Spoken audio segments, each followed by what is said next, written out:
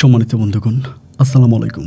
দূরে কাছে দেশে অথবা দেশের বাইরে থেকে প্রিয় বন্ধুরা ঠিক এই মুহূর্তে যেখান থেকে বাস্তব জীবনের গল্প শোনার জন্য আমার সাথে জয়েন করেছেন আমি আপন আর যে আপন জীবনের গল্পের 928তম পর্বে আপনাকে বরাবরের মতো স্বাগতম জানাচ্ছি। বন্ধুগণ, আজ আমি আপনাকে শোনাবো বরিশালের ছেলে মোহাম্মদ ফরহাদ হোসেনের জীবনের হৃদয় কাঁপানো চরম প্রতারণামূলক এক বাস্তব জীবন কাহিনী। বন্ধুরা, আজকের গল্পের টাইটেল যে প্রবাসীর বউয়ের পেটে চাচা শ্বশুরের সন্তান।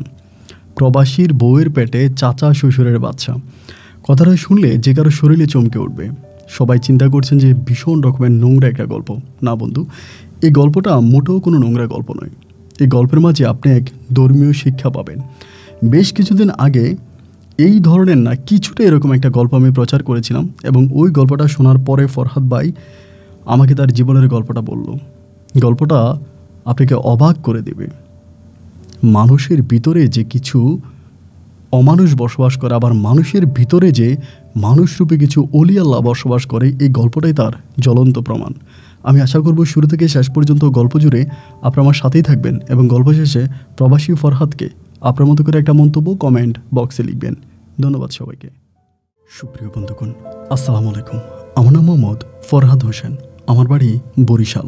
বন্ধুগণ, আমি আমার জীবনের গল্পটা শুরু করার শুরুতে আপনাদেরকে আমার পরিবারের বিষয়ে জানিয়ে রাখি। আমার পরিবারে আমি আছি, আমার বাবা আছে, মা আছে, তাছাড়া রয়েছে আমার একজন চাচা সহ আমার ছোট 3টা ভাই। আমার কোনো বোন নেই। আমরা টোটাল 4 ভাই। আমাদের পরিবারটা বরিশাল শহর থেকে অনেক দূরে কোনো এক প্রত্যন্ত গ্রামের এক শিকদার পরিবারের উচ্চবিত্ত পরিবার। আমাদের পরিবারটা এরকম একটা পরিবার যে অত্র এলাকাতে আমাদের পরিবারের প্রচুর সুনাম। আমার দাদা এক কথায় বলতে গেলে এই এলাকার জমিদার ছিলেন। আমাদের প্রচুর পরিমাণে সয় সম্পত্তি আছে আমাদের গ্রামে। এত পরিমাণে সয় সম্পত্তি যে পুরো গ্রামবাসীর এত সম্পত্তি নাই, একা আমার বাবা এবং আমার চাচার যে পরিমাণের সম্পত্তি আছে। তো ছোটোবেলা থেকে আমি একটা জিনিস দেখে আসছি যে আমার দাদা, আমার বাবা এবং আমার চাচা অনেক আরাম আয়েশে জীবন পার করে। সোনার চামচ মুখে দিয়ে আসার মতো অবস্থা। আমি আমার শৈশব জীবনে কখনো কোনো অভাব অনটন দেখিনি। দেখেছি সকাল থেকে রাত পর্যন্ত দূর দূরান্ত থেকে মানুষজন এসে আমাদের বাড়িতে কাজ করতে। এক কথায় আমাদেরকে আমাদের এলাকার মানুষজন অনেক বেশি সম্মান করত, ভয় পাইত এবং এক কথায় আমাদেরকে জমিদার হিসাবে গণ্য করত। আমার শৈশবের দিনগুলো ভীষণ ভালোই কাটে। আস্তে আস্তে করে দিনগুলো পার হচ্ছিল। যদিও আমাদের পরিবারটা জমিদার পরিবারের মতো ছিল, আর আচার আচরণ স্বভাব চরিত্র সবটাই যেন জমিদারের স্বভাবই ছিল। আমার চাচা যথেষ্ট পরিমাণের ভালো একজন মানুষ ছিল। আমার চাচা আমি দেখেছি যে যথেষ্ট পরিমাণে শিক্ষিত একজন ব্যক্তি। সে সময় আমাদের এলাকাতে তেমন কোনো ভালো হাই স্কুল ছিল না কোনো প্রাইমারি স্কুল। ওই মুহূর্তে আমার চাচা রাজধানী ঢাকাতে উচ্চ শিক্ষা নেওয়ার জন্য চলে যায়। আমার চাচা যথেষ্ট পরিমাণে শিক্ষিত একজন মানুষ। লোকে মুখে শুনেছিলাম আমার দাদাও নাকি অনেকটা শিক্ষিত ছিল, কিন্তু আমার বাবা সম্পূর্ণ ব্যতিক্রম ধর্মী একটা মানুষ। আমার বাবা এরকম একটা মানুষ যে আমি খুব ছোটোবেলা থেকে দেখে আসছি আমার বাবা দিনরাত 24 ঘন্টা কাটে জুয়ার আসরে। আমার বাবা নাম করে একজন জুয়ারি। বিভিন্ন জায়গায় গানের আসর হতো এবং গানের আসরের পাশাপাশি জুয়ার মেলা বসতো। আর ওই জুয়ার মেলাতে আমার বাবা ছিল একজন শ্রেষ্ঠ জুয়ারি। এই নিয়ে আমার দাদার সাথেও আমার বাবার অনেক ঝামেলা হয়েছে, কিন্তু শেষ পর্যন্ত আমার দাদা দাদি দুজনেই চলে গেছে, কিন্তু আমার বাবাকে মানুষ করতে পারেনি। আমার বাবা কোনো সময় আমার দাদা দাদের কথা শুনেনি, কিন্তু আমার দাদা দাদি মন থেকে দোয়া করেছে আমার কাকার জন্য, যার জন্য আমার কাকা মানুষের মতো মানুষ হয়েছে। আমার মাও একটা নিম্নবিত্ত পরিবারের একটা মেয়ে ছিল। আমার মা দেখতে অনেক বেশি সুন্দর ছিল। আমার দাদা নাকি মনে করেছিল যে আমার মা যদি অনেক বেশি সুন্দর হয় তাহলে হয়তো আমার মায়ের রূপ যৌবন দেখে আমার বাবা তার নেশার ঘর থেকে বেরিয়ে আসবে, হয়তো আমার মাকে পেলে আমার বাবা একটা সংসার করবে এবং ভালো থাকবে। এই চিন্তাভাবনা করে একদম গরিব একটা ফ্যামিলি থেকে আমার মাকে আমার দাদা উঠিয়ে আনে। কারণ আমার মার রূপ এতটাই উজ্জ্বল ছিল, আমার মা দেখতে এতটাই সুন্দর ছিল। আমি এত বয়স হয়েছে তারপরেও মনে হয় যেন আমার আম্মাকে বিয়ে দেওয়া যাবে। আমার আম্মা এতই সুন্দরী, কিন্তু যতই সুন্দরী হোক না কেন আমার বাবার নজর ওই জুয়ার বোর্ড থেকে আমার মা কেড়ে নিতে পারেনি। আমার বাবা আমার মাকেও খুব বেশি একটা মূল্যায়ন করতো না। প্রয়োজন ছাড়া আমার মায়ের সাথে খুব বেশি কথা আমার বাবা বলতো না। আমার দাদার স্বপ্ন পরিপূর্ণভাবে বৃথা গেল। আমার দাদা নামাজ পড়তো, রোজা রাখতো, গ্রামের মানুষের প্রতি আমার দাদার অনেক ভালোবাসা ছিল। গ্রামের মানুষরাও আমার দাদাকে অনেক ভালোবাসতো। শুধু আমার বাবার ওই টেনশানে আমার দাদা হার্ট অ্যাটাক করে মারা যায় এবং আমার জন্মের কিছুদিন পরেই আমার দাদিমণিও চলে যায়। কিন্তু আমার কাকা তখনও পড়াশোনার জন্যই বেশিরভাগ ঢাকা এখানে ওইখানে দৌড়দৌড়ি করতো।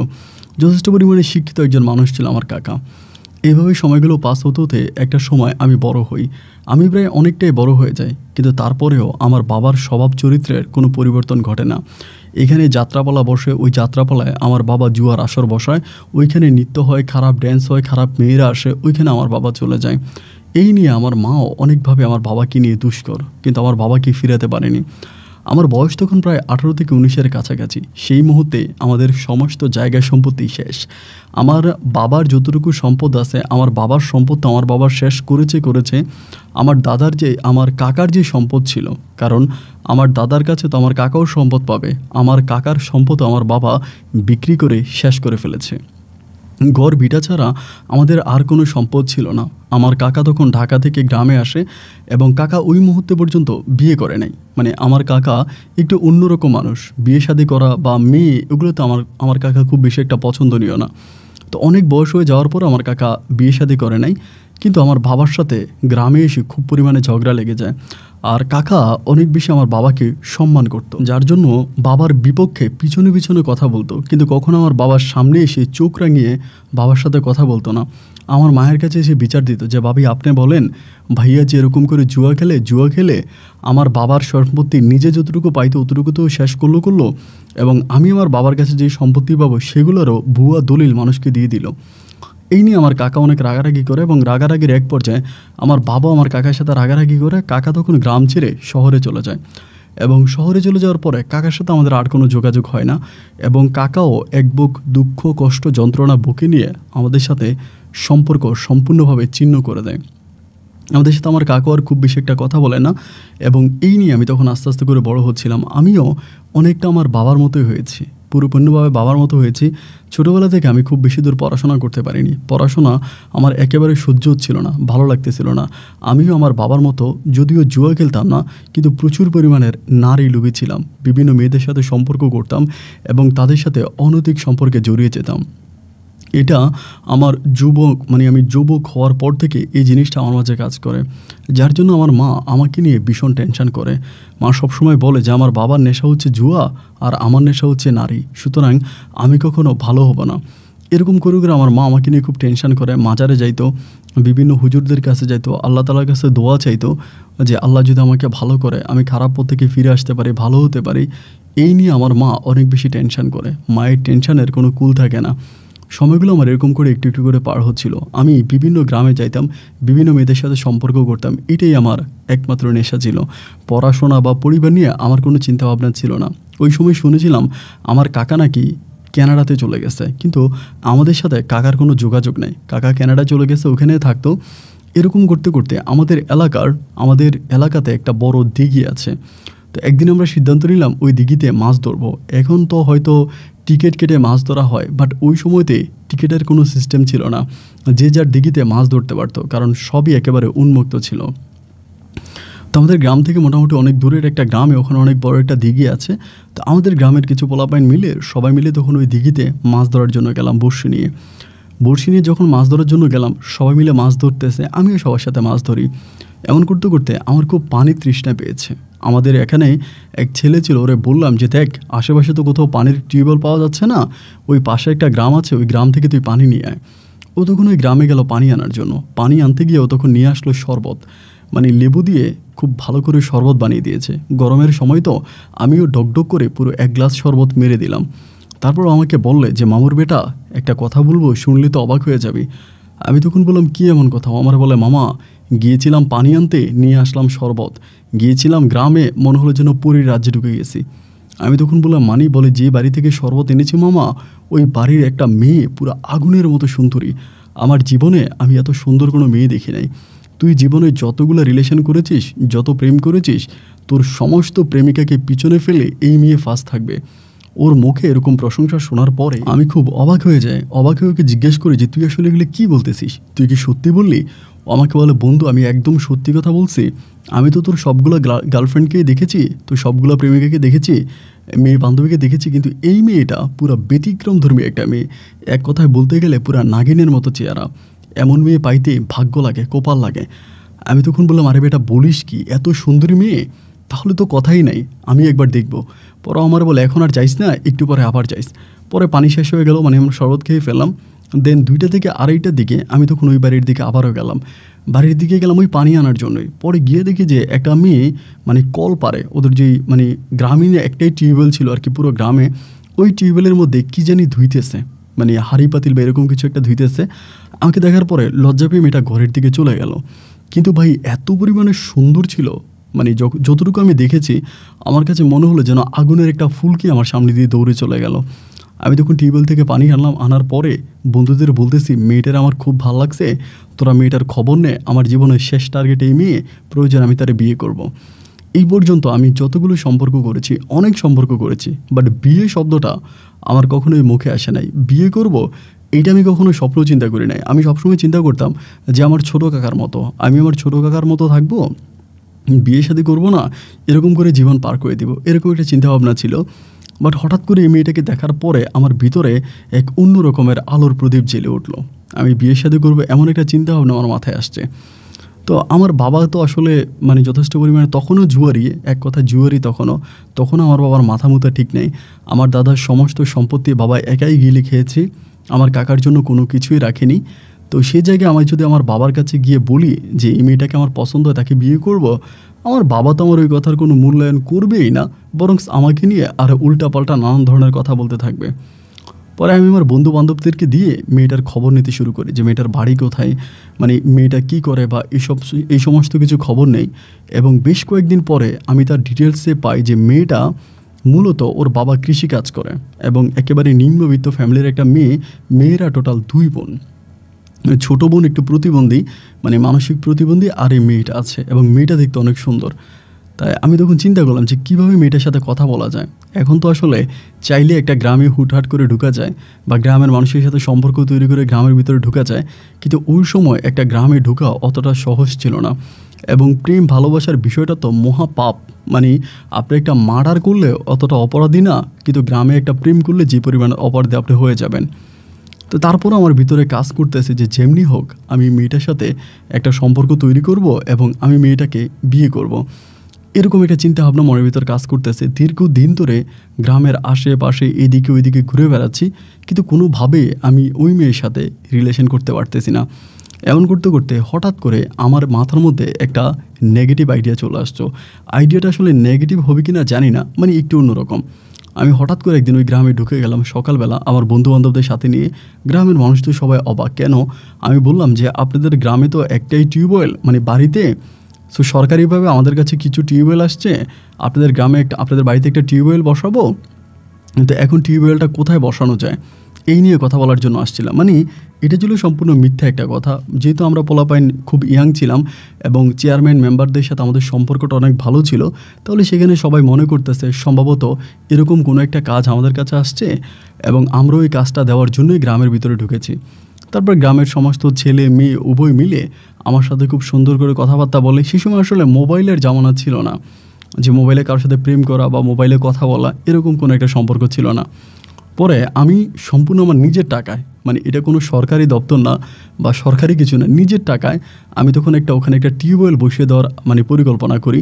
এবং এই টিউবওয়েলটা, মেয়েটার নাম ছিল লুবনা আর কি, লুবনাদের ঘরের সামনে বসাই। তা সবাই বলে যে এখানে না, এটা গ্রামের মিডল না, অন্য কোনো একটা সাইডে। বাট আমি বললাম যিনি পানি উঠাবে বা যিনি টিউবওয়েল বসাবে তিনি বলল যে এই স্থানটায় অনেক ভালো এবং এইটার নিচের পানিটা অনেক বেশি পরিষ্কার এবং এখানে অল্পতে পানি পাওয়া যাবে, সো আমরা এখানে টিউবওয়েলটা বসাবো। তা আমার সম্পূর্ণ নিজের টাকায়, আমার নিজের জমানো টাকায় আমি তখন ওখানে টিউবওয়েল বসার পরিকল্পনা করি, তাও এটা সরকারের নাম দিয়ে, যে সরকারিভাবে টিউবওয়েলটা বসবে এই নামে আমি তখন টিউবওয়েল স্থানান্তর করি এবং টিউবওয়েল বসানোর জন্য সমস্ত রকমের প্রক্রিয়া তখন শুরু করি। তো এবার আমি ওই বাড়িতে যাচ্ছি, কথা বলতেছি এবং লুবনার সাথেও তখন আমি ফ্রিলি কথা বলতে পারতেছি এবং লুবনা আমার সাথে কথা বলে, আমি ওর সাথে কথা বলি। এরকম করে টিউবওয়েলটা বসাচ্ছি। এরকম করতে করতে বেশ কয়েকদিন কেটে গেল। এর মাঝে আমি ওর জন্য প্রথম একটা চিঠি লিখলাম, মানে টিউবওয়েলের কাজ যেদিন ধরেন আপনার প্রায় 10% মতো হয়ে গেছে, ওই দিন আমি একটা চিঠি লিখলাম এবং ওই চিঠির বাসায় খুব সুন্দর করে মনের মাধুরীতে মিশিয়ে রাখা সমস্ত আবেগী কথাগুলো আমি এক এক করে আমার চিঠির পাতায় আমি তখন উল্লেখ করলাম এবং এগুলো উল্লেখ করে তাকে আমি চিঠিতে ভালোবাসার প্রস্তাব করলাম। তো করার পরে ও 3 দিন হয়ে গেল আর আমার সামনে আসতেছে না, মানে 3 দিন হয়ে গেল আমার সামনে আসতেছে না। তা আমি চিন্তা করলাম কী রে, আমার সামনে আসে না, চিঠির প্রস্তাব দিলাম, টিউবওয়েলের কাজও শেষ হয়ে যাইতেছে, এখন আমি এত 1000 টাকা নষ্ট করতেছি ওরে পাওয়ার জন্য, তা আমার তো আসলে কোনো কিছুই কাজে আসবে না। একটা সময় আমি টিউবওয়েলের কাজ হঠাৎ করে বন্ধ করে দিলাম। টিউবওয়েল কাজ বন্ধ করে দেওয়ার পরে অর্ধেক হয়ে যখন কাজটা বন্ধ করে দিলাম, তখন এলাকার সব মানুষ আমার কাছে যেতে শুরু করছে। সবাই মিলে বলতেছে, আপনি টিউবওয়েলের কাজ বন্ধ করলেন কেন? আমি বললাম, সরকার তরফ থেকে টাকা আসছিল, অর্ধ পরিমাণে টাকা আসছে, তা এখন টাকা দেওয়া বন্ধ হয়ে গেছে, এই জন্য আমি টিউবওয়েলের কাজ করব না। তো সবাই মিলে বলতেছে, এটা কোনো কথা? আপনি টিউবওয়েলের কাজটা করেন, এই সেই অনেকভাবে আমাকে অনেকেই মানে পরামর্শ দিচ্ছে আপনি টিউবওয়েলটা করেন। তা আমি চিন্তা করতেছি, আমি টিউবওয়েল করবো কি? আমি তো লুবনাকেই দেখি না, আমি তো আসলে টিউবওয়েল বসাচ্ছি লুবনাকে দেখার জন্য। এক পর্যায়ে সবার মুখে চাপে পড়ে, এলাকার মানুষের চাপে পড়ে আমি তখন পুনরায় আবারও টিউবওয়েলের কাজটা শুরু করি। এবং এর পরের দিন আমি হঠাৎ করে লুবনাকে দেখতে পাই এবং ওকে দেখে আমি খুব অবাক হয়ে যাই। ওর ভিতরে একটা বিষণ্ণতা ভাব। আমি জিজ্ঞেস করলাম, কী ব্যাপার, অনেক দিন হয়ে গেল আপনাকে দেখি না, আপনাদের বাড়ির সামনে কাজ করি, আপনার দেখা পাই না, আপনি থাকেন কোথায়? তা আমাকে বললো যে আমার নানু অসুস্থ, আমি নানুকে দেখার জন্য গেছিলাম। আমি তখন বললাম, বেশ ভালো, আমার চিঠির উত্তরটা কিন্তু পাইলাম না। ও আমাকে বলে, চিঠির উত্তর কী দিব, আমার হাত পা এমনিই কাঁপতেছে, আপনাদের বাড়ির একটা ছেলে যদি আমার মতো একটা মেয়েকে পছন্দ করে, এটা আসলে উত্তর কী লিখবো? তারপরও আমি যতটুকু পারি আজকে আপনাকে উত্তর দেওয়ার চেষ্টা করব, আপনি যাওয়ার সময় উত্তরটা নিয়ে যান। এরপর ও তখন চিঠিটা লিখে আমার এক বন্ধুর মাধ্যমে আমার কাছে পাঠায়। তা চিঠিটা পাওয়ার পর আমি বাড়িতে আসি এবং বাড়িতে এসে আলহামদুলিল্লাহ অত্যাধিক খুশি হই। সে আমাকে ওই চিঠিতে আমার ভালোবাসা গ্রহণ করে, ও আমাকে ভালোবাসি উত্তর করে এবং আলহামদুলিল্লাহ ওর সাথে আমার একটা মিষ্টি প্রেমের সম্পর্ক শুরু হয়। তা আমি পরে চিঠিতে ওকে এটাও লিখি যে আসলে আমি যে বলেছিলাম সরকারিভাবে তোমাদের এলাকায় টিউবওয়েল বসবে, আসলে এটা কোনো সরকারিভাবে টিউবওয়েলটা বসে নাই, আমি নিজে এটা বসাইছি। তারপর ওইটা নিয়ে খুব হাসাহাসি করে। আমি ওদের বাড়িতে যাচ্ছি টিউবওয়েল দেখার জন্য, ঠিকমতো পানি আসতেছে কিনা বা চুরি করে নিয়ে যাচ্ছে কিনা এটা দেখভাল করার জন্য আমি মাঝে মাঝে যাই। এরকম করে যাতায়াতের মাঝে মাঝে ওর সাথে আমার প্রেমের সম্পর্কটা খুব ভালোভাবে জমে যায়। মোটামুটি দুজনে অনেক ডিপলি রিলেশনে চলে যাই এবং ওর সাথে সম্পর্কটা হওয়ার পরে আমি সব রকমের সম্পর্কগুলো ছেড়ে দিয়েছি। অন্য যে মেয়েদের সাথে আমি টুকিটাকি সম্পর্ক করতাম বা আদার্স যে রিলেশনগুলোতে ইনভলভ ছিলাম, আমি সব কিছু বাদ দিয়ে দিয়েছি এবং সব কিছু বাদ দিয়ে মনে প্রাণে আমি লুবনাকে ভালোবেসেছি। এবং আমার জীবনে একটাই চিন্তা ভাবনা যে আমি ওর সাথে আমার জীবনের বাকি দিনগুলো কাটাই দিব, আমি আমার জীবনে আর সেকেন্ড টাইম কাউকে চাইব না, মানে আমার আর তেমন কিছু লাগবে না। এরকম করে ওদের বাড়িতে যাচ্ছি আসতেছি, এমন করতে করতে বিষয়টা আমার বাবা কিছুটা আন্দাজ করে ফেলে। বাবা যেহেতু জুয়ারি মানুষ, জুয়া খেলে, বিভিন্ন জায়গায় যায় আসে বা অনেক লোকদের সাথে আমার আবার উঠা বসা, সেখান থেকে সম্ভবত কেউ না কেউ আমার বাবাকে বলে দিয়েছে যে আমি ওই বাড়িতে যাচ্ছি বা ওই মেয়ের সাথে আমি কোনো একটা সম্পর্কে জড়িত আছি। তাই বাবা আমার সাথে খুব বেশি একটা কথা বলে না, খুব প্রয়োজন ছাড়া কোনো কথা বলে না। তো এরই মাঝে আমরা এখানে আরেকটা নিউজও কিন্তু পাইছি যে আমার চাচা যেই বিদেশে গেছে, ক্যানাডা নাকি আমার চাচা বিয়ে করছে, এরকম একটা খোঁজখবর এলাকার মাধ্যমে জানতে পারতেছি। কিন্তু আমার চাচা আমাদের সাথে কোনো সম্পর্ক রাখে নাই, বাবার সাথে, আমার সাথে কিংবা আম্মুর সাথে কাকার কোনো সম্পর্ক নাই। এবার বাবা আমাকে ডাক দিয়ে জিজ্ঞেস করতেছে, তুই কি তোর কাকার মতো হয়েছিস? এমন করে আমাকে বলে। আমি তখন বললাম, কি মানে কাকার মতো মানে কি? বলে, গোপনে বিয়ে করে মাঝে মাঝে শ্বশুরবাড়িতে যাস, এটা কি ঠিক নাকি? আমি তখন বললাম, কি বললা তুমি আমারে? আমি গোপনে বিয়ে করছি? আমি কোনো বিয়ে শাদী করি নাই। আমার আব্বা আমারে বলে, দেখ তুই অমুক বাড়িতে যাইতাছিস, ওখানে টিউবওয়েল বসাইছিস সরকারিভাবে, শুধু ওই গ্রামে টিউবওয়েল বসানোর জন্য তোর কাছে টিউবওয়েল আসছে, কই অন্য কোনো গ্রামে তো টিউবওয়েল বসাইলি না? সেই গ্রামে টিউবওয়েল বসাইয়া টিউবওয়েল পাহারা দিতে যাস না, তার মেয়ের সাথে রাত কাটাস, এটা তুই ভালো করস নাই। তা আমার বাবা তখন আমাকে মোটামুটি কয়েকটা কথা বলে খুব খারাপভাবেই আমার আম্মা তখন কথাগুলো শুনতে পায়। আম্মা তো বিষয়টা জানে না, না জানার পরে আম্মু তখন আমাকে জিজ্ঞেস করলো যে, কী ব্যাপার ফরহাদ, তোর আব্বু তোরে কী বললো, ঘটনা কী? আমি তখন আমার আম্মার কাছে বললাম যে, আম্মা এই ঘটনা হচ্ছে এটা, অমুক বাড়ির অমুক মেয়ে, নাম হচ্ছে লুবনা আক্তার, মেয়েটাকে আমার ভাল লাগে, ওই মেয়েটার কথাবার্তা আচার আচরণ সব কিছু আমাকে পাগল করেছে, আমি মেয়েটার সাথে সম্পর্ক করি বা মেয়েটাকে আমি বিয়ে করবো, এটা মনে আমার আব্বার গায়ে সহ্য হয় না।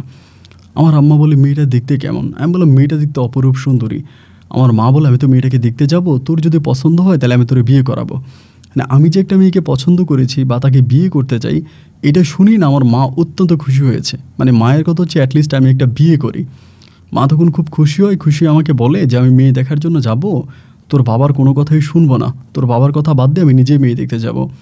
তার 2 দিন পরে আমার আম্মা তখন লুবনাদের বাড়িতে যায় এবং গিয়ে লুবনাকে দেখে আসে। দেখে এসে আমার আম্মা বলে, এক কথায় মেয়ে তো পরীর মতো সুন্দরী, অনেক সুন্দরী, এবং এরকম মেয়ে পাইলে আমার আর কোনো কথাই নাই, তোর বাবার কাছে তুই বল। আমি বললাম, বাবার কাছে আমি বলতে যাবো কেন, বাবার কাছে তুমি বলো, তুমি বাবাকে বলো যে মেয়েকে দেখেছি, মেয়েকে আমার পছন্দ হয়েছে, আমি তাকে বিয়ে করতে চাই, এটা তুমি বলো।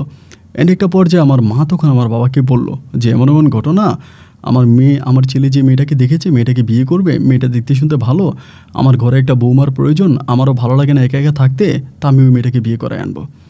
আমার আব্বা মুহূর্তের মধ্যে আমার আম্মার সাথে রেগে যায় এবং খুব রাগারাগি করে যে তুমি কি পাগল হইছ, তুমি জানো ওরা কত নিম্নবিত্ত ফ্যামিলি, এরা গরিব ফ্যামিলি, চাষা বসার ফ্যামিলি, মেয়ের বাবা মাঠে ঘাটে কাজ করে, নিজেদের কোনো জমি জমা নাই, আমি তো এই পরিবারে আমার ছেলেরা কখনোই বিয়ে করাবো না। এবং এইটা বলে আমার বাবা তখন কী করলো, মানে লুবনার সাথে খুব খারাপ ব্যবহার শুরু করলো। মানে লুবনাদের বাড়িতে গেল, গিয়ে লুবনার আব্বারে ধমক দিল যে তাড়াতাড়ি নিজের মেয়ের বিয়ে দাও, আমার ছেলে যদি এই বাড়ির ত্রিসীমানার মধ্যে আসে তাহলে তোমার খবর করে ফেলবো, এইটা ওইটা বলে তখন লুবনার আব্বাকে খুব গালাগালি করে আসলো। এবং এরপর থেকে ওই এলাকাতে আমার যাওয়া বন্ধ হয়ে গেল। এলাকার লোকজন আমাকে বলল, আপনি টিউবওয়েল বসাইছেন, সরকারি টিউবওয়েল, ভালো কথা, কিন্তু আপনি এখানে আর আইসেন না, কারণ আপনি এখানে আসেন, লুবনার সাথে সম্পর্ক করেন, এটা আপনার আব্বা জেনেছে এবং আপনার আব্বা আমাদের সাথে খুব খারাপ ব্যবহার করেছে আমাদের গ্রামের লোকজনের সাথে, সো আপনি এখানে আর আইসেন না। মানে ডিরেক্টলি তখন আমাকে ওই গ্রাম থেকে বের করে দেওয়া হয় এবং ওই গ্রামে আমাকে আর ঢোকার কোনো রকমের সুযোগ রাখে না। আমি তখন খুব অবাক হয়ে গেলাম এবং মায়ের কাছে এসে কান্নাকাটি করলাম যে মা, এটা কী হইলো, আব্বা এই কাজটা কী করলো, মানে আব্বা তো এই কাজটা না করলেও পারতো। আমি তোর ওখানে যাইতাম এবং আমার একটা ভালো লাগা জায়গা ছিল আমার আব্বা তো আসলে আমার ভালো চায় না। আমার আম্মা বলে সে তো নিজেও খারাপ, তোরও খারাপ বানাইতে চায়। আর আমার আম্মা আসলে আমার সাপোর্ট নিয়ে আমার কথা বলে কোনো লাভ নাই, কারণ কোনোভাবে আমার আব্বা আমার মাকে এক বিন্দু পরিমাণের মূল্যায়ন করে না। আমার আম্মার কোনো কথাই আমার আব্বা শোনে না। আমার আম্মা চিৎকার করে চেঁচামেচি করে কোনো কথা বললে এই সব কোনো কথাই আমার আব্বার কানে যায় না। আব্বা তখন ডিরেক্টলি বলে দিল যে ওই মেয়েকে আমাকে বিয়ে করাবে না এবং ওই মেয়ের বাড়ির ত্রিসীমানা আমাকে যেতে দিবে না। বেশ কয়েকটা দিন কেটে গেল, আমি ওদের বাড়িতে যাওয়ার জন্য চেষ্টা করি, বাট ওদের এলাকার যে লোকজন আছে তারা আমাকে ওই বাড়ির মধ্যে ঢুকতে দেয় না। এখন আমি তখন পাগলের মতো হয়ে যাই, করবোটা কি। এভাবে বেশ কয়েকদিন কাটার পরে গোপন সূত্রে আমি খবর পেলাম লুবনার নাকি বিয়ে ঠিক হয়ে গেছে। লুবনার বিয়ে ঠিক হয়ে গেছে, আমাদের পার্শ্ববর্তী একটা গ্রামেই লুবনার বিয়ে হবে এবং এই বিষয়ে পুরোপূর্ণভাবে কথাবার্তা শেষ। এটা শোনার পরে তো আমার মাথায় তখন পুরোপুরি আসমান ভেঙে পড়লো। এটা তো হতেই পারে না, কারণ আমি তারা এত ভালোবাসি, আমার ভালোবাসার মানুষটা অন্য কারো বউ হয়ে যাবে, তো আমার বেঁচে থেকে তো কোনো লাভ নাই। আমার জীবন থাকতে আমি ওর অন্য কারো বউ হতে দিব না। এবং সবচেয়ে দুঃখজনক বিষয় হচ্ছে যে লুবনার যে বিয়েটা হচ্ছে, এই বিয়েটা আমার আব্বাই ঠিক করছে। মানে আমার আব্বাই লুবনার আব্বাকে এই বিয়ের মানে গটকারি করেছে, আমার আব্বাই সব কিছু বলেছে। তো আমি আসলে আমার জায়গায় দাঁড়িয়ে আমি আর কী করতে পারি, আমি শুধু আম্মার কাছে এসে কান্নাকাটি করি যে বাবা এগুলো করতেছে, বাবা এগুলো ঠিক করতেছে না এবং বাবার এটা মোটো ভাল লাগতেছে না, মানে এরকম করে কথাবার্তা বলতেছি। এইখানে আরেকটা বিষয় আমি আসলে বলতে ভুলে গেছিলাম, এই বিষয়টা বলা উচিত। সেটা হচ্ছে এরই মাঝে আমার কাকা কিন্তু বেশ কয়েকবার কানাডা থেকে বাংলাদেশে আসছে এবং কাকা কানাডায় বিয়ে করছে এবং ওই কানাডিয়ান বউ নিয়ে কাকা দেশে আসার পরে কাকা আমাদের এলাকাতে প্রচুর পরিমাণে জায়গা সম্পত্তি কিনে, মানে এখানে ওইখানে অনেক জায়গা সম্পত্তি কাকা কিনে। এগুলো কাকা নিজের নামে কিনে, আমাদের বাজারে, তারপর আমাদের মাঠে ঘাটে, মানে এত পরিমাণের জায়গা আমার কাকা কিনে, যে পরিমাণের জায়গা আমার আব্বা বিক্রি করেছিল তার ডাবল জায়গা আমার কাকা কিনে ফেলে। শুধু তাই নয়, শহরে বন্দরেও আপনার বরিশাল শহরের সিটির মধ্যে আমার কাকা অনেক জায়গা সম্পত্তি কিনে। এর মাঝে কাকার বেশ কয়েকবার মানে গ্রামে আসা হয়ে গেছে।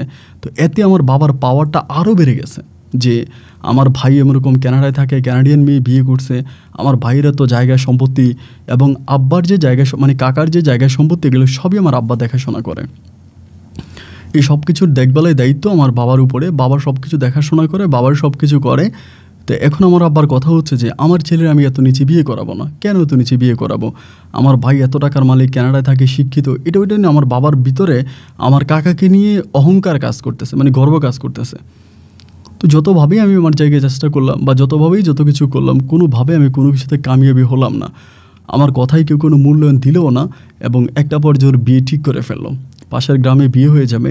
তো যেদিন ওর বিয়ে, এর আগের দিন আমি খুব পাগলামি করতেছি, মানে প্রচণ্ড রকমের পাগলামি করতেছি। আমি আমার জীবন থাকতে ওর অন্য কোথাও বিয়ে হতে দিব না, এই সেই হাত কাটতেছি, বন্ধুবান্ধব সবাই আমার বুঝাইতেছে এরকম পাগলামি করিস না, এসবের কোনো মানে হয় না। তোর বাবা যদি বিয়ে দিয়ে দেয় বা মেয়ের বাবা যদি মেয়েকে অন্য কোথাও বিয়ে দেয়, তুই বা কী করতে পারবি, তোর বা কী করার আছে? তো আমার কথা হচ্ছে অন্য কোথাও বিয়েটা দিবে কেন? আমি তোকে ভালোবাসি, ও আমার ভালোবাসার মানুষ, তার অন্য কোথাও বিয়ে হবে কেন?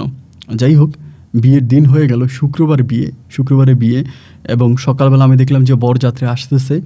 তো যেহেতু আমাদের পার্শ্ববর্তী এলাকায় বরযাত্রী আসতেছে আমি দেখলাম, দেখার পরে আমি তখন আমার বন্ধুবান্ধবদেরকে বললাম, তোরা কি আমার সাথে যাবি? তোরা যদি আমার সাথে যাস তাহলে চল, আনাইলে আমি একে যাবো। সবাই বলতেছে তুই কি পাগল হলি নাকি, যাবি কই? আজকে মেয়ের বিয়ে, এরা বিয়ে করে বউ নেওয়ার জন্য আসছে, তুই কোথায় যাবি?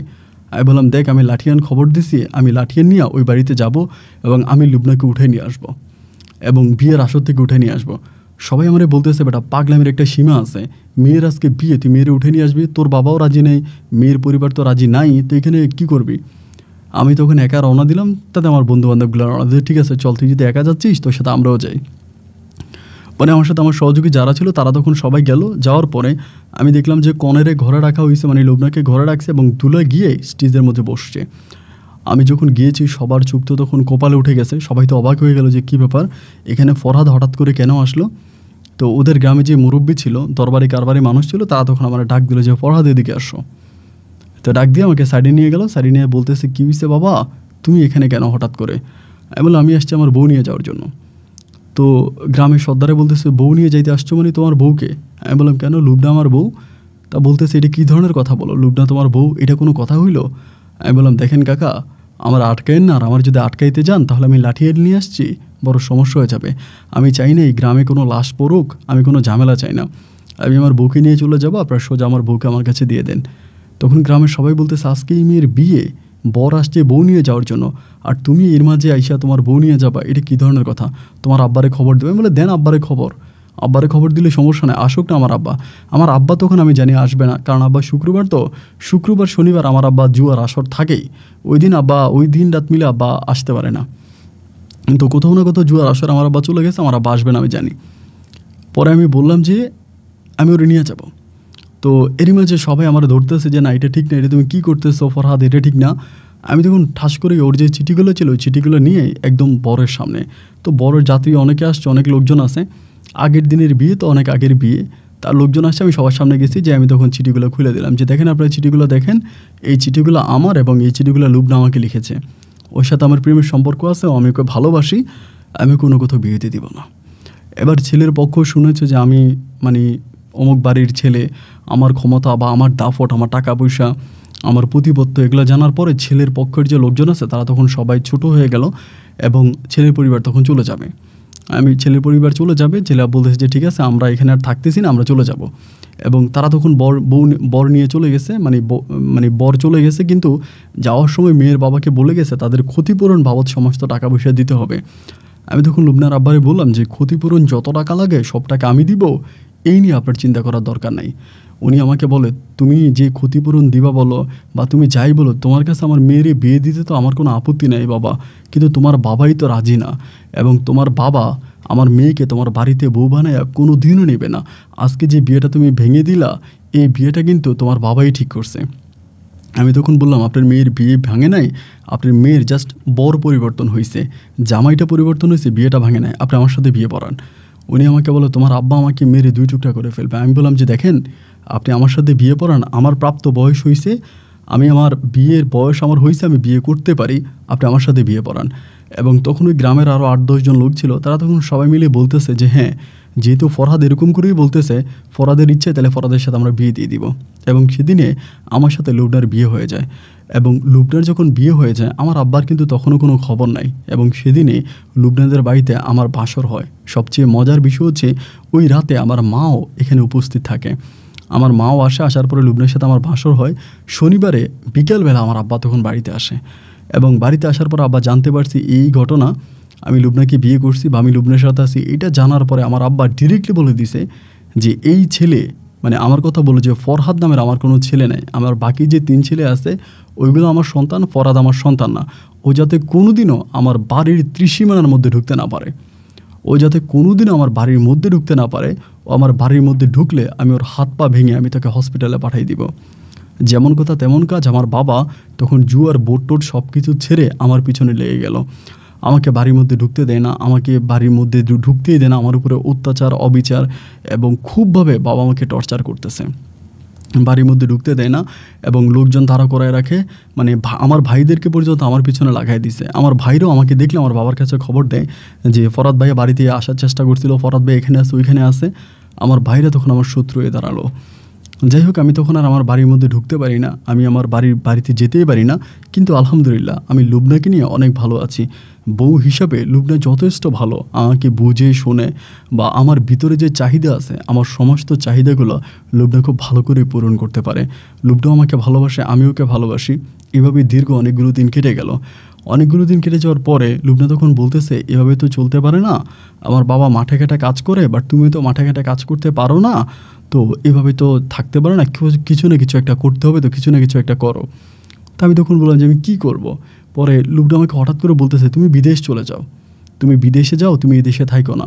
আমি তখন বললাম বিদেশ যাইতে অনেক টাকার প্রয়োজন, আমার বাবা তো একরকম আমাকে ত্যায্য করে দিল, আমাকে বাবার সন্তান হিসেবে তিনি আমাকে মেনেই নিল না। এখন বিদেশ যাওয়ার জন্য এত টাকা আমি কোথায় পাবো, কোত্থেকে আমি এত লক্ষ লক্ষ টাকা পাবো? এরকম উল্টাপাল্টা উদ্গুর কথাবার্তা বলে লাভ নেই, আমার কাছে এত টাকা নাই। আমাকে বলে, তাহলে কি তুমি বিদেশ যাবা না? তোমাকে তো বিদেশ যেতেই হবে। আমি বললাম, তো কীভাবে যাবো, টাকা কই পাবো? ও বলে, আমি আমার বাবার সাথে কথা বলবো। তো ও তখন ওর বাবার সাথে কথা বলে, ওর বাবার সাথে কথা বলে লুবনার বাবা তখন আমাকে জিজ্ঞেস করেছে, ফরহাদ, ও লুবনা তো এমন করে বললো যে তোমাকে নাকি বিদেশে যাওয়ার জন্য, এখন তুমি কি যাবা? আমি বললাম, বিদেশ কে না যেতে চায়, সবাই তো বিদেশ যেতে চায়, আমিও যেতে চাই, কিন্তু আমার তো এরকম সামর্থ্য নাই, আমার কাছে ওরকম টাকা পয়সাও নাই, বা বিদেশ যেতে যা প্রয়োজন তা তো আমার কাছে না, আমি কেমনে যাব? উনি আমাকে বলে, এটা কোনো কথা? আচ্ছা ঠিক আছে, আমি দেখি কী করতে পারি।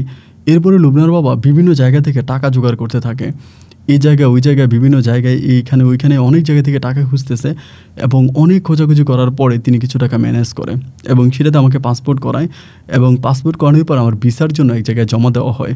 ওই সময় কিন্তু বিদেশটা অ্যাভেলেবেল ছিল না, মানে মানুষ কিন্তু অ্যাভেলেবেল বিদেশ যাইতো না।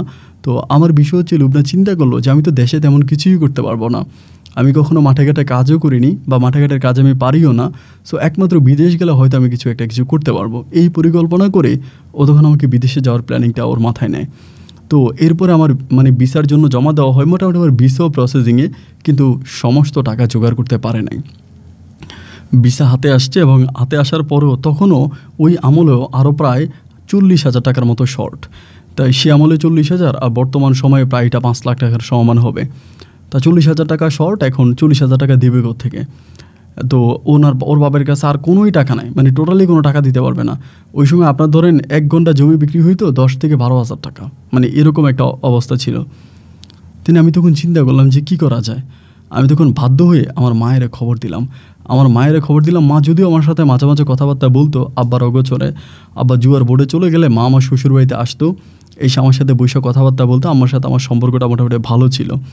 তো এরকম অবস্থার মধ্যে পড়ে আমি তখন আমার আম্মারে খবর দিলাম পরে আমার আম্মা আসছে, আমার শ্বশুরবাড়িতে আসছে পরে আমারে বললাম যে মা, এই ঘটনা, আমার শ্বশুর তো ওনার মতো করে যা যা পারছে করছে, টাকা টুকা ম্যানেজ যতটুকু পারছে উনি করছে, কিন্তু এখন তো ওনার পক্ষে আর সম্ভব হচ্ছে না, ইনি তো অনেকটা মানে অপারক, ওনার তো আর কিছু করার নাই, তুমি যদি পারো কিছু টাকা ম্যানেজ করো।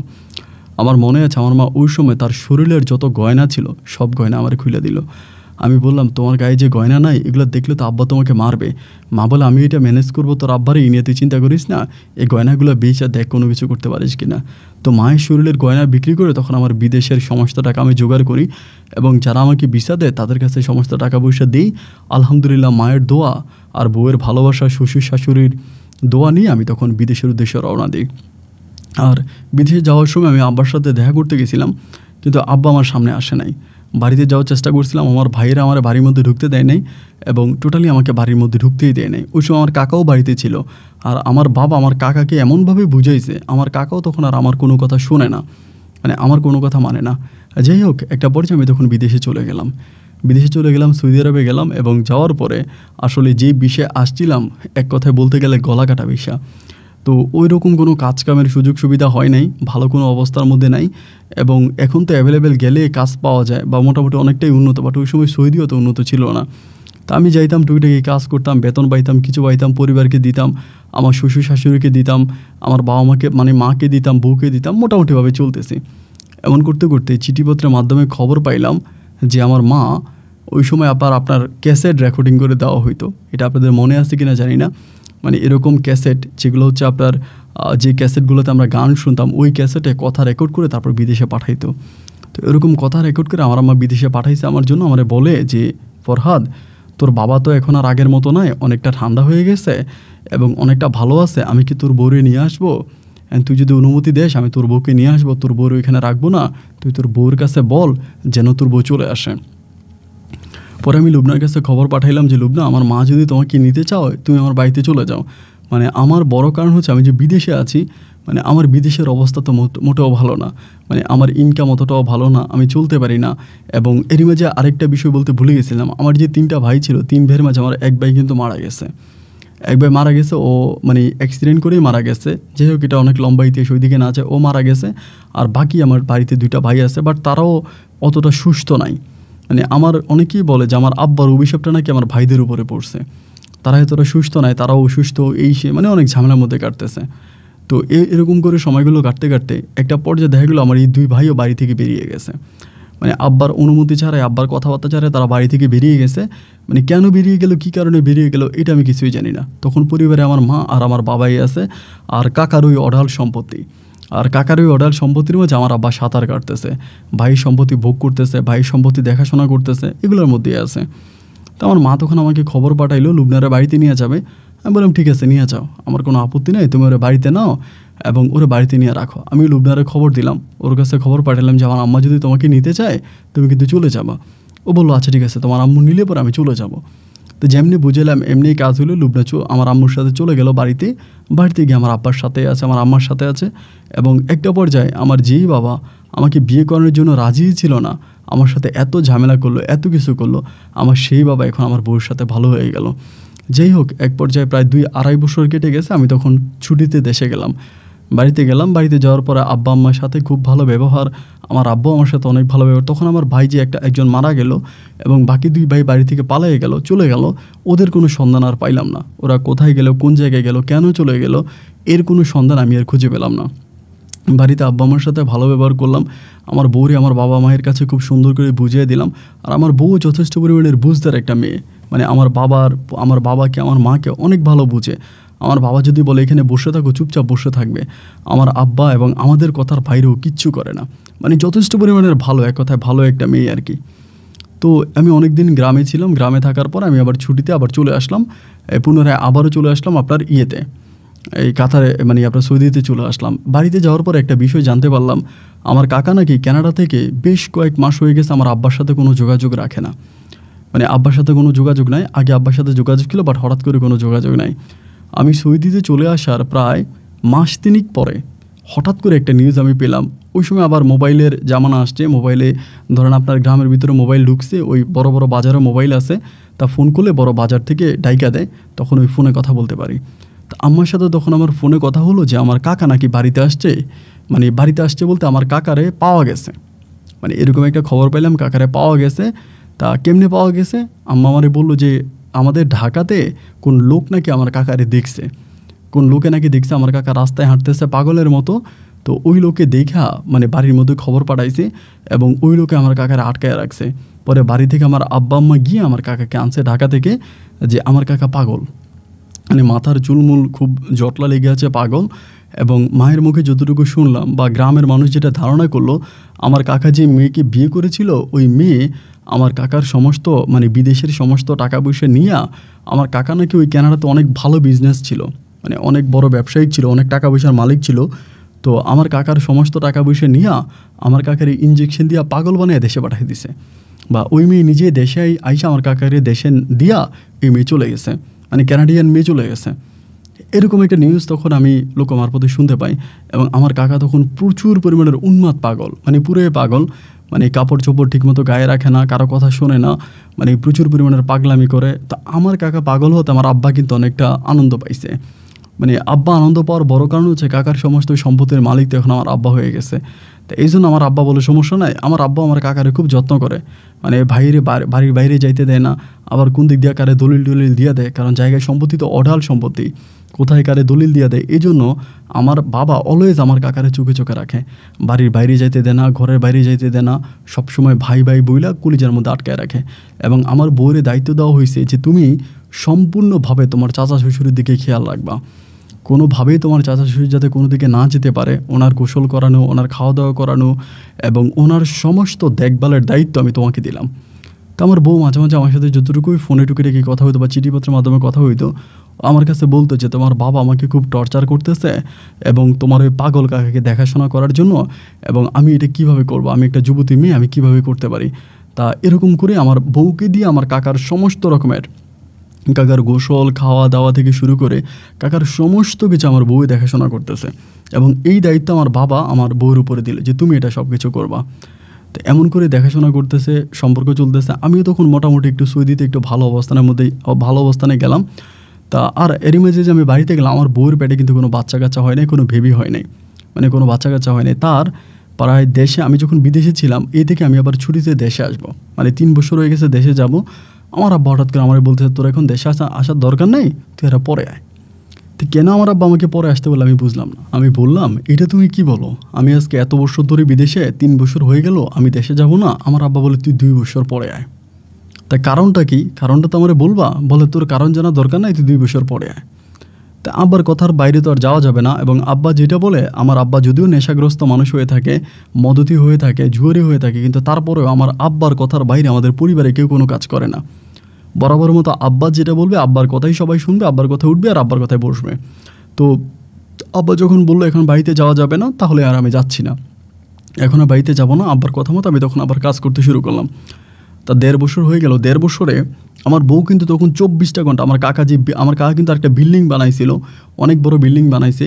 এবং আমার কাকাই সর্বপ্রথম আমাদের এলাকাতে বিল্ডিং নির্মাণ করে, এর আগে কেউ বিল্ডিং বানায় নাই, বিল্ডিং করেনি, আমার কাকাই করছে। এবং 7টা রুম দিয়ে বিল্ডিং বানাইছে, অনেক লাখ টাকা খরচ করছে। তো আমার কাকা ওই রুমেই থাকে, ওই ঘরেই থাকে। আমার বউ যাতায়াত করে, আমার কাকার সেবা যত্ন করে, খোঁজখবর নেয়। এমন করতে করতে আমার 3 বছর গিয়ে 4 বছরে পড়ছে। 4.5 বছরের মাথায় আমার আব্বা একদিন আমারে বলতেছে যে ফরহাদ রে, বিদেশ তো তুই আজকে এত বছর ধরে করতেছিস, 1 ঘন্টা জায়গা এখন পর্যন্ত কিনতে পারস নাই। বাবা আমাকে যেটা বললো, আর আমার বাবার কথা ঠিক আছে, কারণ আমার বিদেশের অবস্থা খুব একটা ভালো ছিল না। আমি খুব ভালো একটা অবস্থানে ছিলাম না যে আমি জায়গা সম্পত্তি কিনতে পারবো বা ভালো অবস্থানে যেতে পারবো।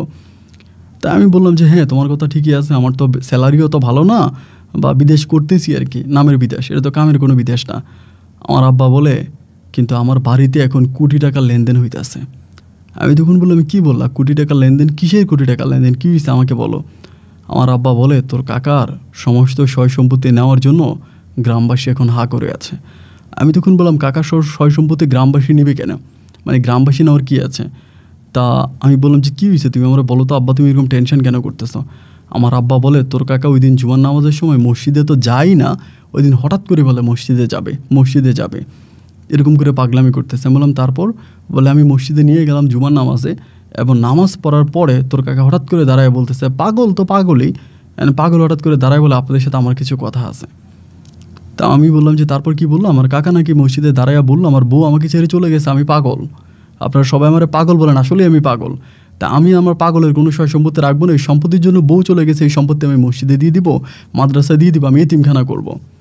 এরকম করে কাকা নাকি হঠাৎ করে কিছু আজগুবি টাইপের কথাবার্তা বলে, এবং ওই কথাবার্তাগুলোই গ্রামের মানুষ আমলে নিয়ে নেয় যে আমার কাকা এটা বলছে, উনি তার সম্পত্তি মসজিদে দিয়ে দিবে এবং তিনি এই সম্পত্তি তিনি আর এখানে এতিমখানা করবে, এগুলো করবে। এখন গ্রামের সব মানুষ উঠে পড়ে লাগছে আমার কাকার কাছ থেকে সিগনেচার নিয়ে নেবে বা কাকার সমস্ত সম্পত্তি বিক্রির ব্যবস্থা করে ওখানে তারা মাদ্রাসা নির্মাণ করবে, এতিমখানা নির্মাণ করবে এবং মসজিদের সমস্ত রকমের উন্নয়ন কাজে আমার কাকার সম্পত্তি ব্যয় করবে। এগুলো মসজিদ কমিটির লোকজনে তখন সিদ্ধান্ত নিয়ে নিয়েছে, যেহেতু মসজিদে অন্যরা কেউ দান সরকার করে না, তা আমার কাকার তো অর্ডার সম্পত্তি আছে, এরকমভাবে তখন পড়ছে। কিন্তু আমার বাবার কথা হচ্ছে আমার ভাইয়ের সম্পত্তি আমি এইভাবে নষ্ট হতে দিব না। আমার আব্বা তখন হঠাৎ করে বলতেছে ও তো পাগল, ওই পাগলের কথার কোনো ঠিক আছে নাকি, আর পাগলের কোনো দলিল হয় নাকি, এটা হতে পারে না। তো গ্রামবাসীরা তখন সিদ্ধান্ত নিল, হয় আমার কাকার সয় সম্পত্তি বিক্রি করে এগুলো করবে, আর অন্যথায় আমার কাকাকে একটা বিয়ে করাই দিবে, আমার কাকাকে একটা বিয়ে করাবে। এবং বিয়ে করানোর জন্য গ্রামবাসী তখন মেয়ে খুঁজতেছে। আমার কাকার দায়িত্ব তখন আমাদের গ্রামের লোকজন নিয়ে নিছে, আমাদের গ্রামে যে লোকজন আছে তারা তখন আমার কাকার দায়িত্ব নিয়ে নিছে যে তারাই আমার কাকার দেখভাল করতেছে বা কাকার আমার বাবার চেয়েও বেশি শুভাকাঙ্ক্ষী তারা। তো এটা তো আর আমার বাবা মানতে পারতেছে না। আব্বা তখন আমার কাছে কান্নাকাটি করতেছে এবং কান্নাকাটি করে আমার বলতেছে, বাবা রে, কোটি টাকার সম্পদ, ওই সময় কোটি টাকার সম্পদ, তো কোটি টাকার সম্পদ আমরা হাতছাড়া করবো না। আমি একটা গেমস খেলবো, তুই আমার সাথে যোগ দে। আমার আব্বা আমারে বলে। আমি তখন বললাম, কিসের গেমস খেলবো, আমি তোমার সাথে যোগ দিব? কি গেমস আমাকে বলো তো। আমার আব্বা বলে, তোরে আমি কথাটা বলি, তুই খারাপ মনে করিস না, আর যদি এই কাজটা তুই করতে পারিস তাহলে আমরা বাপ বেটা দুজনেই কোটিপতি হয়ে যাব। আমি বললাম, ঠিক আছে, তুমি আমার কাছে বলো আগে বিষয় না। আমার আব্বা বলে, তোর বউ তোর কাকার অনেক সেবা যত্ন করে, রাত দিন মিলে তোর কাকার ঘরে থাকে, তোর কাকার সমস্ত কিছু তোর বউ করে। আমি একটা কাজ করব, তোর বউয়ের পেটে বাচ্চা আসলে হঠাৎ করে বলবো যে ওই বাচ্চার বাবা আমার ছোট ভাই, মানে তোর কাকা। আমি বললাম, আমি রইলাম বিদেশ, আমার বউয়ের পেটে বাচ্চা আসবে কোত্থেকে? আমার আব্বা বলে, তুই গোপনে গোপনে বরিশালে আয়, আইসে একটা বাসা ভাড়া কর, নাহলে আমি তোর একটা বাসা ঠিক করে দিই, ওইখানে মাঝে মাঝে তোর বউরে নিয়ে যা এবং বউয়ের সাথে তোর সম্পর্ক করা, এবং যদি বউয়ের গর্ভে কোনো সন্তানাদি হয়, আমি এটা তোর কাকার সন্তান চালাইয়া, তোর কাকার সন্তান বইলা আমি এই সন্তান দুনিয়াতে আনবো, এবং ওই সন্তানই হবে তোর কাকার সয় সম্পত্তির মালিক। আমি তখন বললাম, আব্বা তুমি এটা কী ধরনের কথা বলো, তোমার কি মাথা ঠিক আছে? এটা কি গ্রামের মানুষ মানবে? আমার আব্বা বলে, গ্রামের মানুষ মানবে কি মানবে না এটা হচ্ছে আমার কাছে, আমার ভাই, আমার ছেলের বউ, আমার নাতিপুতির, আমি বসবো, তুই এটা নিয়ে কোনো কথা বলিস না, তোরে আমি যেমনি বলছি তুই এমনি কাজ কর। এছাড়া তোর কাকার সম্পদ রক্ষা করার আর কোনো উপায় নেই, অন্যথায় তোর কাকারে তারা ভিনদেশে একটা মেয়ে এনে বিয়ে করাই দিব, ওই মেয়ে ওই সমস্ত সয় সম্পত্তির মালিক হবে, যেই সম্পত্তি আমি যক্ষার দনের মতো বুকের মধ্যে আগলে রাখছিলাম। ঝড় বৃষ্টি তুফানে আমি যে জমিনের মধ্যে ছিলাম, সেই জমিন বুক করবে অন্য বাড়ির কোনো মেয়ে, এইটা তো আমি মানতে পারবো না। আমি হার্ট অ্যাটাক করে মারা যাব।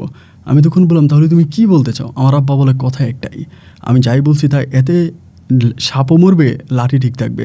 এক কথায় তোর কাকার মানসম্মান নষ্ট হবে, তোর কাকা গ্রাম থেকে পালাইও চলে যাবে, হয়তো এই ঘটনার পরে সবাই তোর কাকাকে গ্রাম থেকে বেরও করে দিবে, এবং তোর কাকাকে যদি গ্রাম থেকে বের করে দেওয়া হয় তাহলে তোর কাকার সমস্ত সয় সম্পত্তির মালিক হবে তোর সন্তান, মানে তোর ছেলে হওয়া আর তুই হওয়া একই কথা।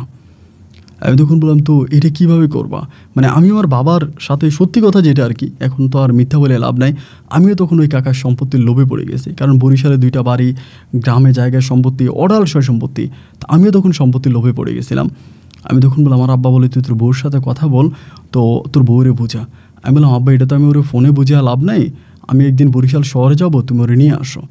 এই বইলা তখন আমি আমার বউ লুবনারে কোনো কিছু না বইলা আমি তখন হঠাৎ করে বাংলাদেশে যাই ছুটিতে, এবং শহরের মধ্যে আমরা একটা বাসা ভাড়া করে, আমার আব্বা নিজেই করে, এবং ওই বাসাটা ভাড়া করার পর আমার আব্বা তখন লুবনাকে ওই বাসার মধ্যে নিয়ে যায়। লুবনা তো আমাকে হঠাৎ করে দেখে আসমান থেকে বলেছে, এটা কি?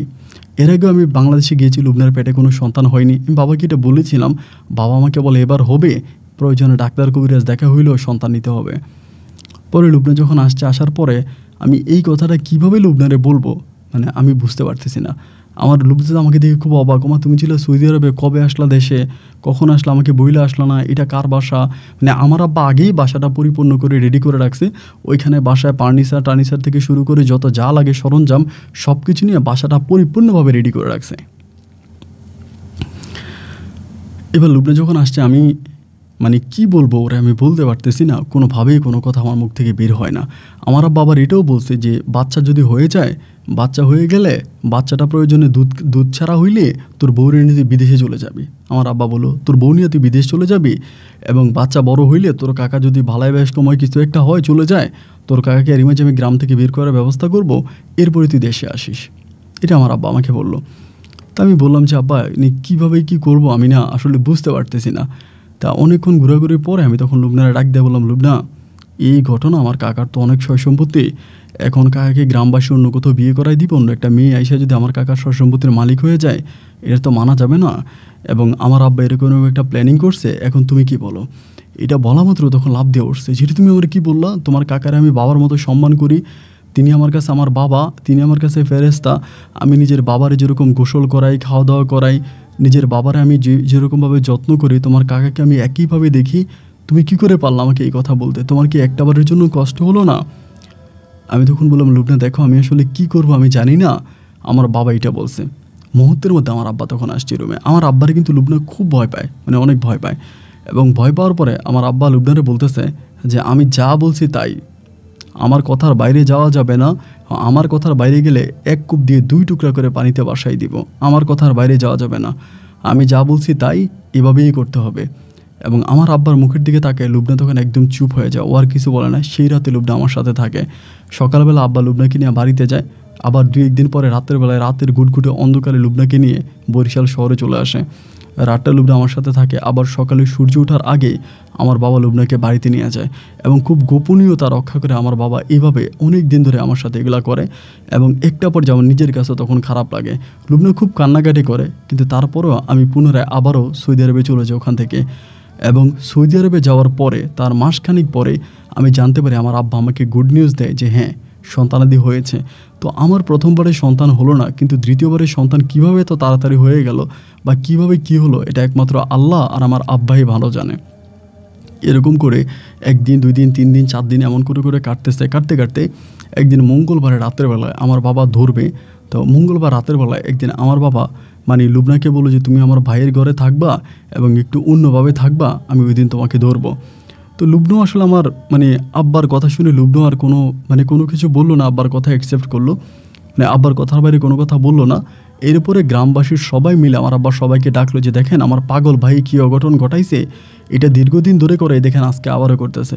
এই বলে একই ঘরে রাতের বেলায় লুবনাকে আর আমার আব্বাকে ধরলো, আমার কাকাকে ধরলো। এবং ধরার পরে আমার আব্বা সবার কাছে বলে বেড়াচ্ছে যে আমার বউয়ের পেটে মানে আমার এই বৌমা এভাবে অনেক দিন ধরে তার এই চাচা শ্বশুরের সাথে অবৈধ সম্পর্ক করতেছে, আমি এটা আজকে হাতে নাতে ধরছি। এবং ধরার পর আমার আব্বা তখন বলতেছে আমার কাছে মনে হয় যে ওর পেটে সন্তান আছে।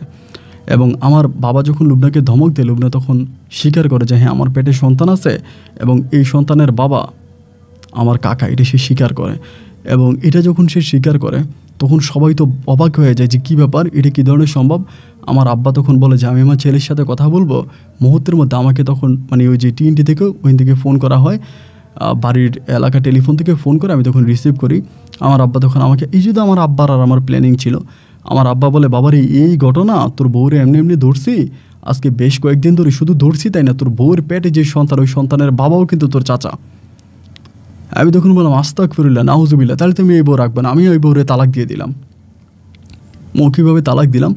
এবং তালাক দেওয়ার পরে আমার চাচা, আমার বাবা এবং আমার মা তো আসলে এটার মধ্যে ছিল না, আমার বাবার সাথে আমাদের গ্রামের আরও কিছু মানুষ ছিল, গ্রামের কিছু মানুষ মিলে তখন একটা বিয়ের মতো করে আমার কাকার সাথে একটা বিয়ে উদযাপন করে। তো আসলে আমার কাকা তো পাগল, উনি কোনো বালামিও সিগনেচার করে নাই বা মুখে কবুলও বলে নাই, কিন্তু ওনার সাথে বিয়ে হয়ে গেছে। গ্রামের মানুষ সাক্ষী রেখে তখন আমার বউয়ের আর আমার কাকারে এক ঘরে করে দেওয়া হলো। ওই ঘরের মধ্যে আমার কাকা তখন থাকতেছে এবং এমন করে আমার সন্তানটা তখন আমার বউয়ের পেটে বড় হচ্ছে। এরকম করে সময়গুলো কাটতে কাটতে একটা পর্যায়ে আমার বউয়ের ঘরে একটা পুত্র সন্তান হয়। তো এই সন্তানের বাবা আমি, এটা আমিও জানি, লুবনাও জানে, আমার বাবাও জানে, ইভেন আমার মাও জানে, শুধু জানে না হচ্ছে আমার গ্রামবাসীকে আমার আব্বা কোনো কিছু বললো না। সন্তানটা যখন দুনিয়াতে আসার পরে সন্তানটা আস্তে আস্তে করে বড় হচ্ছে, ও সন্তানের দুধ খাওয়াইতে আছে, আমার কাকার সেবা যত্ন করতেছে, কাকার সাথে থাকতেছে। গ্রামের সব মানুষ বলতেছে পাগলের ঘরে সন্তান হয়েছে, পাগলের ঘরে সন্তান হয়েছে, পাগলের ঘরে সন্তান হয়েছে। দূর দূরান্ত থেকে মানুষ এই সন্তান দেখার জন্য আসে। লুবনার বাবা মা তখন সম্পূর্ণ অসহায় ছিল, তাদের কোনো কিছুই করার ছিল না। আমার আব্বা যেমন করে চেয়েছে তেমন করে হয়েছে। লুবনার বাবা মা যদি একটা কথা বলতো তাহলে তাদের উপর আরও বড় বিপদ নেমে আসতো। আমি ওইদিকে যেতে চাই না, এটা আরও লম্বা কাহিনী। আমার শ্বশুর শাশুড়িকে খুব কষ্ট করে আমার আব্বা ম্যানেজ করে ফেলছে। যাই হোক, সন্তানরা তখন দুধ ছাড়া হইলো, একটা পর্যায়ে দুধ ছাড়া হওয়ার পরে আমি তখন আর বাড়িতে আসলাম না, কারণ আমি গ্রামে গিয়ে মুখ দেখাবো কেমন করে, মানুষের সামনে যাব কেমন করে, আমি আর বাড়িতে আসলাম না। বাড়িতে না এসে আমি তখন আব্বারে বললাম আব্বা, সন্তান যেহেতু দুধ ছাড়া হয়েছে, এই সন্তান যেহেতু থাকতে পারতেছে, আমার কাকা তো আছেই বাড়িতে পাগলের মতো ঘুরতেছে, তাই একটা কাজ করো, লুবনারে বিদেশে পাঠাই দাও। আমি লুবনার পাসপোর্ট করি, লুবনারে পাঠাই দাও, লুবনার পাসপোর্ট করো। ওই সময় কিন্তু আমি আর দেশে আসলাম না, এখানে আরও 2 বছর কেটে গেছে, কিন্তু আমার ছেলের দুধ ছাড়া হইতেও কিন্তু 2 বছর লাগছে। পরে আমি বললাম যে লুবনারে বিদেশে পাঠাই দাও, আমি পাসপোর্ট সব কিছু ব্যবস্থা করি। কিন্তু এরই মাঝে লুবনা হঠাৎ করে আমার আব্বারে বললো বিদেশে যাবে না। লুবনা হঠাৎ করে আমার আব্বারে বললো, মানে লুবনা হঠাৎ করে এখানে প্রতিবাদ শুরু করে দিয়েছে। এতগুলো বছর কেটে গেল, ও কিন্তু কোনোদিনও কোনো প্রতিবাদ করে না। আমার আব্বার মুখের দিকে তাকিয়ে কথা বলে নাই, আমার আব্বার চোখের দিকে তাকিয়ে কথা বলে নাই। ওই দিন হঠাৎ করে ও বলে আমি বিদেশে যাব না। আমার আব্বা বলে তুমি বিদেশে না গেলে কেমনে হবে, আমার ছেলে বিদেশে ওর কাছে চলে যাও এবং তোমার সন্তানকে আমি আস্তে আস্তে করে বড় করি, সন্তান বড় হইতে হইতে তোমার চাচা শ্বশুরের একটা না একটা অঘটন ঘটবে, তখন তুমি চলে এসো। আমার বউ বলে আমি যাব না, আমি যাব না। পরে আমার কাছে আমার আব্বা ফোন দিয়ে বলতেছে, কিরে তোর বউ তো আমার সাথে দেরিয়ামি করতেছে, তোর বউ তো যাইতে চাচ্ছে না। আমি তখন বললাম, কি বললা তুমি, একটু ওর সাথে আমাকে কথা বলে তো। ও আমার সাথে ফোনে কথা বলেও না। এভাবে আরও 3-4 মাস কেটে গেল। এক পর্যায়ে আমি তখন গ্রামে আসছি। গ্রামে আসার পরে ও আমার সাথে কথা বলে না। ওই চাচা যে বাসে চাচার বাড়িতেই থাকতেছে এবং চাচার যে জমি জমা আছে ওগুলো ভাড়া দিতেছে, বর্গা দিতেছে, শহরে বাড়ি ভাড়া দিতেছে, টাকা উঠাইতেছে, ওর মতো করে চলতেছে। মানে আমাদের সাথে কোনো কথা বলে না। তো খুব কষ্ট করে ওর সাথে আমার কথা বলার সুযোগ হলো। হওয়ার পর আমি বললাম যে, লুবনা, আমি তোমার বললাম পাসপোর্ট করার জন্য, তুমি আমার সাথে বিদেশে চলে যাবো, তুমি পাসপোর্ট করতেছো না কেন? আমি বললাম, পাসপোর্ট করবো কেন? আমি বললাম, তো তুমি পাসপোর্ট করে আমার সাথে বিদেশে যাবো না? বলো, তোমার সাথে বিদেশে গেলে আমার স্বামী আর সন্তানের কী হবে? আমি বললাম, তোমার স্বামীকে? তোমার স্বামী তো আমি, আর সন্তান তো আমারই সন্তান। ও বলে, কে বললো তোমার সন্তান? আমার স্বামী তোমার চাচা, আর আমার যেই সন্তান এর বাবা হচ্ছে তোমার চাচা। তোমারে কে বলছে এটা তোমার সন্তান? আমি বললাম, তুমি এটা কী বলো? আমাকে বলে, আমি যা বলছি তাই। আমি আমার স্বামী সন্তান নিয়ে সুখে আছি, আমারে জ্বালাইও না। যদি আমারে জ্বালাও আমি কিন্তু থানায় মামলা করব। আমি তখন পড়ে গেলাম বিপাকে। আমি তখন আব্বারে বললাম, আব্বা, লুবনা তো আমাদের সাথে পোল্টে নিছে, লুবনা তো বিদেশেও যাবে না, এবং লুবনা এখন সে নিজেই আমার কাকার সন্তান বলে সে দাবি করতে, মানে আমার লুবনার ওই সন্তান আমার কাকার সন্তান বলে সে দাবি করতেছে।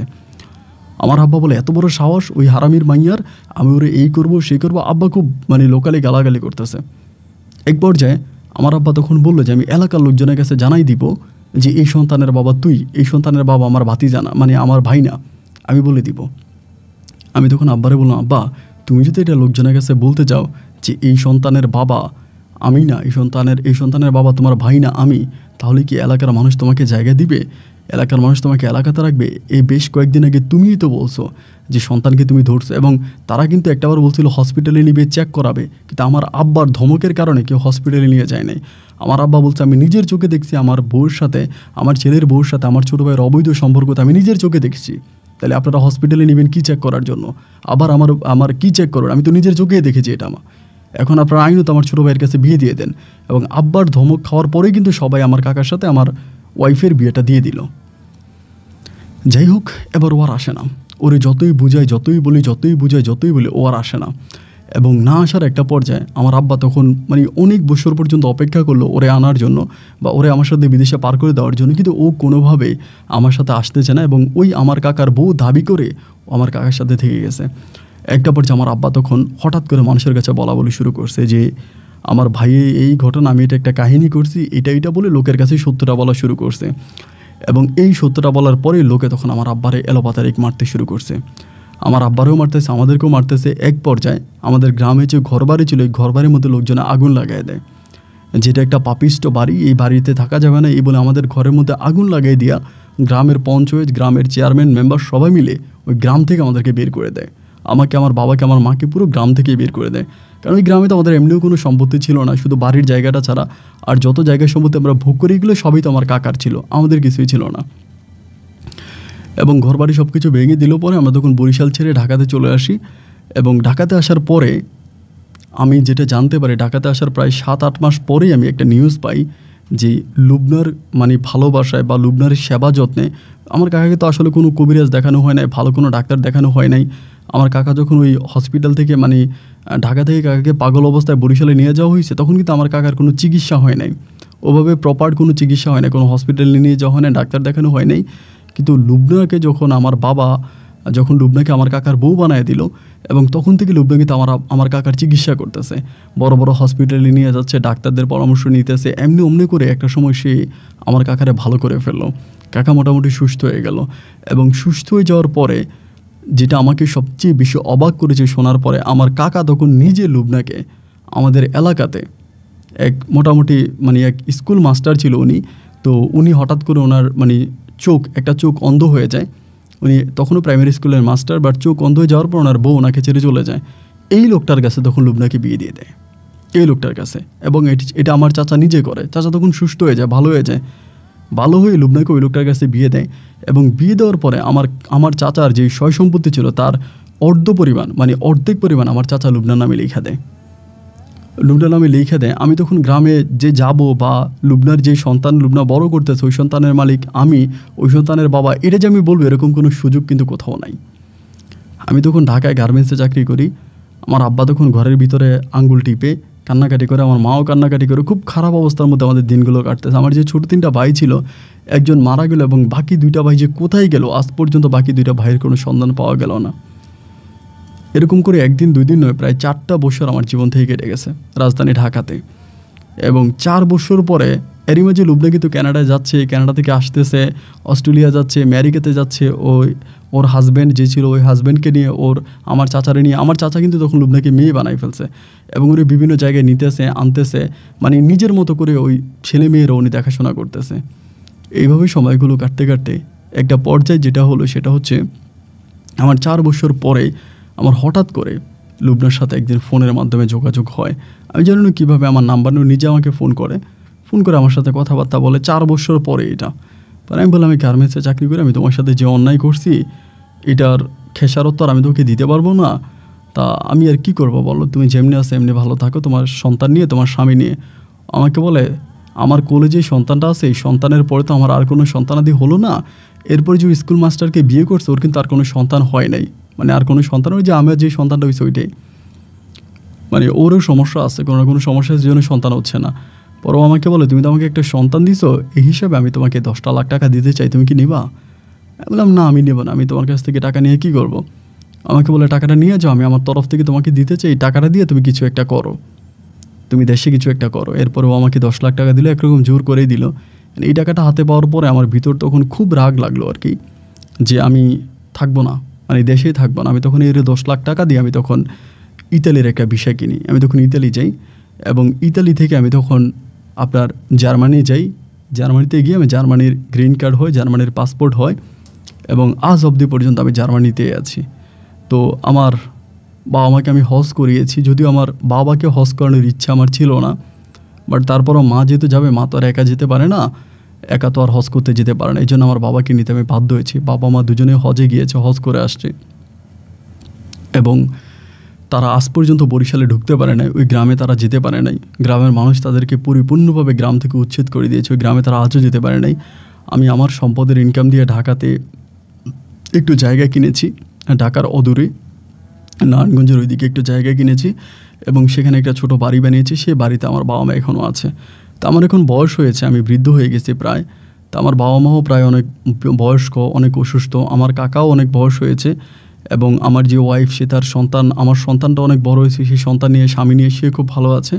তা আমি আর বিয়ে শাদী করি নাই, আমি আজ পর্যন্ত জার্মানিই পড়ে আছি এবং এখানেই আছি, এখানে ব্যবসা বাণিজ্য করতেছে, ভালো আছি।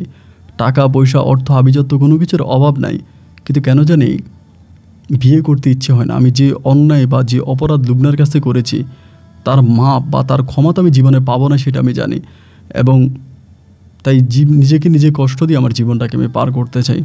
তো আমার সন্তান অনেক ভালো আছে, মাঝে মাঝে ফেসবুকে ছবি দেয় ওর মায়ের সাথে, ওর বাবার সাথে, আমি দেখি আমার ভালো লাগে। যদিও আমি জানি আর লুবনা জানি এটা আমার সন্তান না, মানে এটা আমার সন্তান, এটা ওই লোকের সন্তান না। তারপর আর কী করা, হয়তো গ্রামবাসীরাও জানে, কিন্তু গ্রামবাসীরা আমাকে ওই গ্রামে জায়গা দেয় না। তা আমার মতো হতভাগা কপাল পড়ার জীবনে যেটা ঘটলো সেটা হচ্ছে লোভের বশবর্তী হয়ে। তা আপনার মাধ্যমে আমি জাস্ট আমার গল্পটা একটা মেসেজ হিসাবে এই সমাজে তুলে ধরতে চাই যে আমার মতো কেউ এরকম লোভের বশবর্তী হয়ে লোভী বাবার কথা শুনে আপনার নিজের পায়ে নিজে কুড়াল মাইরেন না। আমি সব কিছু হারালাম, আজ আমি নিঃস্ব জীবনযাপন করছি, মৃত্যুর পথযাত্রী আমি। আমার মতো করে কেউ এভাবে নিজের জীবনটাকে নষ্ট করেন না, লোভের বশবর্তী হয়েন না। আল্লাহ যতটুকু দিয়েছে ততটুকুতে আলহামদুলিল্লাহ বলে জীবন পার করেন। সম্পদে আসলে সুখ থাকে না, আমি তার জ্বলন্ত প্রমাণ। হয়তো আমি আমার কাকার সম্পত্তির মালিক হই নাই, কিন্তু আজ আমি জার্মানিতে আছি, সেখানে আমি ব্যবসা বাণিজ্য করতেছি, আমার টাকা পয়সা কোনো কিছুর অভাব নাই। কিন্তু আপন ভাই বিশ্বাস করেন, লাস্ট কবে ঘুমিয়েছি একটু ভালোভাবে সেটা ঠিক মনে নাই, চোখে ঘুম নাই, প্রতিটা রাত বিষণ্ণতায় আর যন্ত্রণায় কাটে। যাই হোক, আপনার কাছে কথাগুলো বললাম, যদি আপনি মনে করেন আমার গল্পটা মানুষের কাছে মেসেজ হিসেবে আপনি তুলে ধরতে পারেন যে লোভে পাপ, পাপে মৃত্যু, আর আমি সেই জ্বলন্ত লাশ। ভালো থাকবেন, আসসালামু আলাইকুম।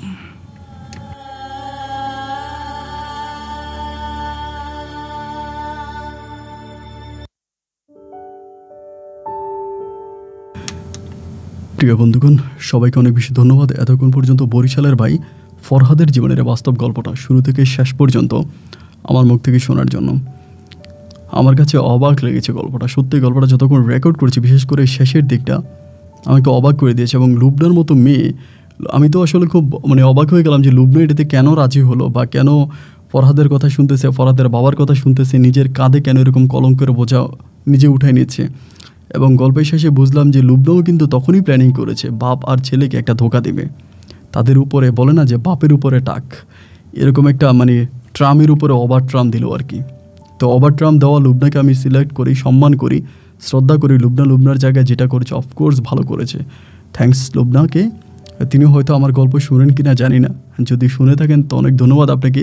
এবং প্রতিটা মেয়ের আপনার কাছ থেকে শিক্ষা নেওয়া উচিত, কারো কাছে মাথা নত করে নয়, মাথা উঁচু করে বাঁচতে শিখেন।